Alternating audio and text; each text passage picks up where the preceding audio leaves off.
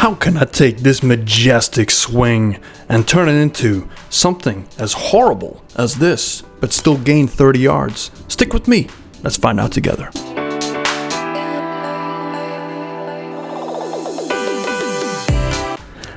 The golf swing, so frustrating yet so fascinating. One day you feel like John Rahm and the next day you feel like, oh damn.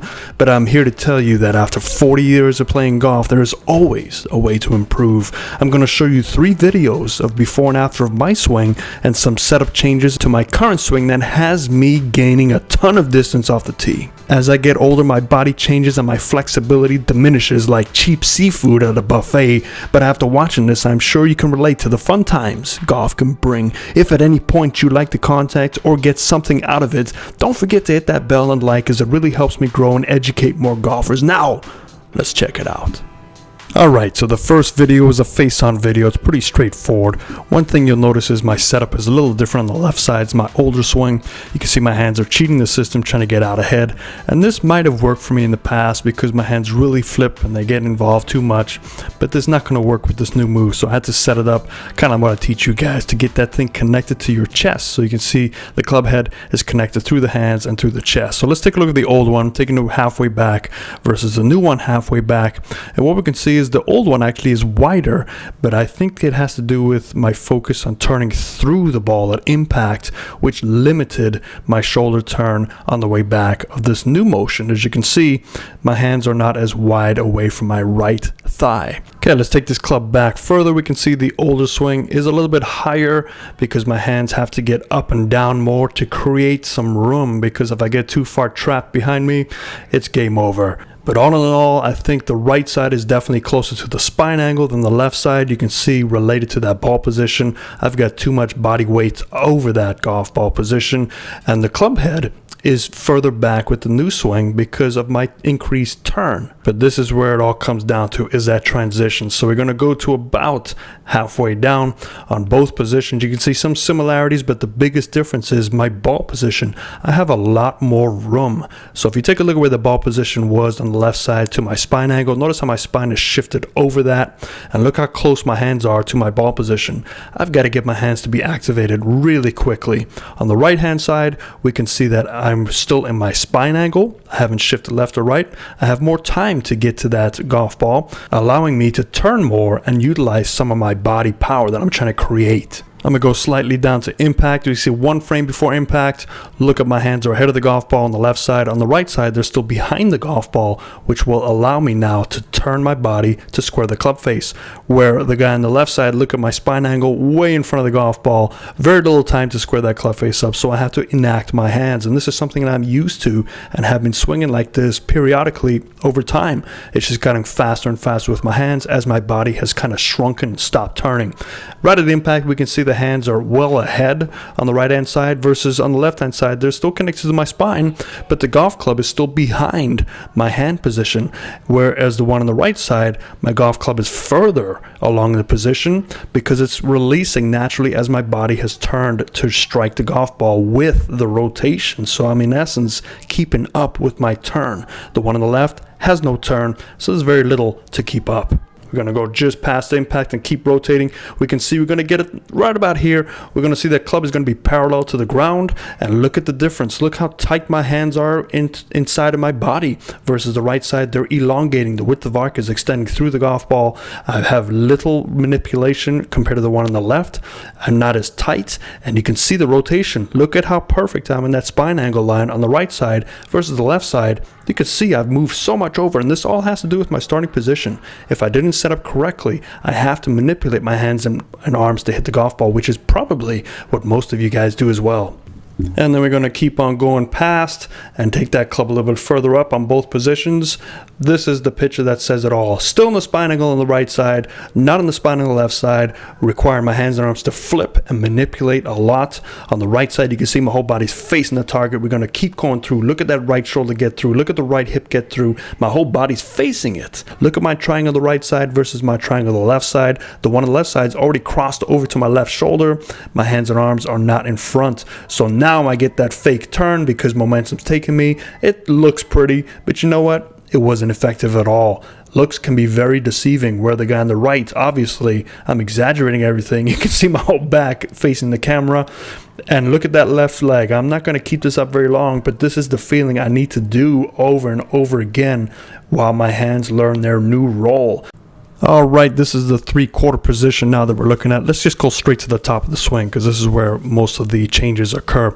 Similar to top swings, but on the way down, we can see on the left side of the screen, we're using a lot more of my hands and arms as I'm starting to lack turn. So I try to get down to impact here, and look at my hands, they're already releasing. But what you'll notice is that club head is still connected to the center of the chest, which is kind of what you want to happen.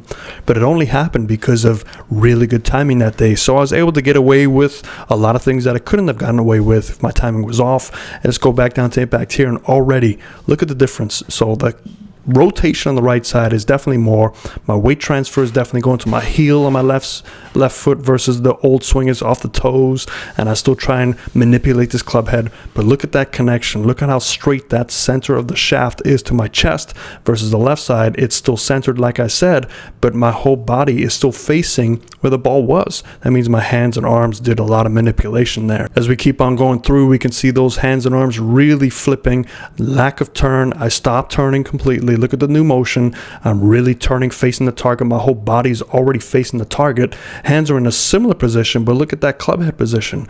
The club head's gone through on the right side versus gone through, but still lacking a lot of power. We keep rotating through. Look at my body position here versus my body position on the left side. Hardly any rotation still. My hands are very reliant upon. Again, you can time it and hit it well, but most of the times it's not going to happen. As we keep on going through, we can see that rotation now appearing like it's there. That's mostly momentum taking me on the way through versus the new swing.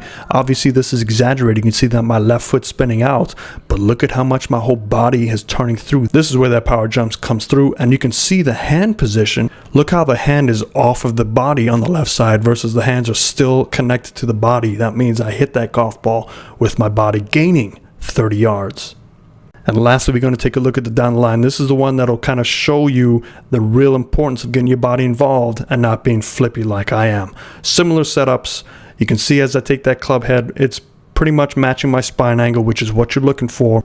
Versus the one on the right, it's a similar position. Club head is still pretty close to that spine angle. I'm trying to get my club head over my hands. They're both a little bit steep, but that's okay because I do have a little reroute, but you'll see it more prominent on the left side. Now the left side, I'm trying to get my hands more involved because that's what helps me hit the golf ball. Now when my hands get more involved, I have to get that club head much higher. So as we take it to that top plane line, you will see that this hand gets higher than that top plane line versus the one on the right. When I take that club back, it'll actually fall on that upper plane line pretty good. And that's just because my focus that day was getting more body turn on the way through. And keep in mind, I have been doing this motion for a few holes already, so my hands might have learned, hey, I don't need to get as high anymore. I can trust my body turn, so bang, it's right on there. Look, everything's lining up perfectly. And I haven't addressed this backswing. It is just the result of getting in a better impact position. So my hands are starting to learn to not be involved. Left side, let's go back down. You can see that drop of my hands getting down. You can see the club head is laid off, but it gets back on track. And it's matching those lines pretty good. Right side of the screen, similar positions here. Let's go one more frame. And we can see how that the club shaft is pointing above the golf ball. But look at the gap between the club shaft and lower plane line versus the gap here. Look how closer it is to that lower plane line. This is helping me increase my launch angle, reducing my spin rate, and less manipulation for my hands and arms to get my club head to make solid contact with the golf ball. Let's keep on going down. From this point, we can see the left side of the screen. My hands are now in manipulation mode. They've got to make something work, and they do. They fire really soon. You can see they're already firing at the target, but look at my body. My body's just square. It's not doing anything. Versus here, there's no manipulation because my body now is taking over that club head. I am just turning, and we keep turning and turning and turning all the way through. After release, we can see, look at my hand position. My hands are just flipping through. My body stops turning because if my body turned while my hands flip through, there goes a rope hook. If my hands don't flip through in time, there goes that banana ball. So timing is my best friend, and I was hitting it pretty well in the range that day. but my timing was right on, and I couldn't carry that over to the golf course. But now, look at that body turn. There's just past impact. Look at my body. It's just facing the target. I can see both legs. They're really driving up into the upper body. The left side of the screen, look at my spine angle. I've lifted out of my posture. The right side of the screen, I'm still in that spine angle. Look at my right leg, how it's bending through versus the new one. Look how straighter it is, driving that force up to my chest. Now you'll do notice that the one on the left, the club path after I hit it is falling in perfectly in between those two lines, where the one on the right's a little bit off. That could just be my hands getting used to the new roll. But look at the lower body again, but then look at the upper body as well. Look at where the hands are exiting. Now as we continue to go past impact and on the way through in the follow through, we can see the exit path of my hands are much lower on the left side versus the right side. And that all has to do with my lower body staying more grounded, allowing my spine angle to stay where it was, versus the left side. We can see the new spine angle is much higher. The right side is actually below the initial spine angle. Means I stayed down. I drove up into it with my lower body, upper body stayed down, and I drove that golf ball with all my shoulder turn and my weight transfer. So what can you learn from this? You are never too old to change something. Now I'm going to keep an eye on that left heel, because I don't know if I want to keep swinging like that, but this is a great swing thought for me, and I'm sure you have a lot of swing thoughts for you that can really help. But anything that can promote turn can allow you to hit the ball much further, much straighter, because you have less hand and arm manipulation. I kid you not, I was hitting this golf ball anywhere from 285 to 310, where the one on the left side, it's about 260 to 290. So I definitely saw some increases. It might not look as pretty, but remember, it's not a postcard, it's a scorecard. Hope that helps you. Have a great day, everybody. Fairways and greens.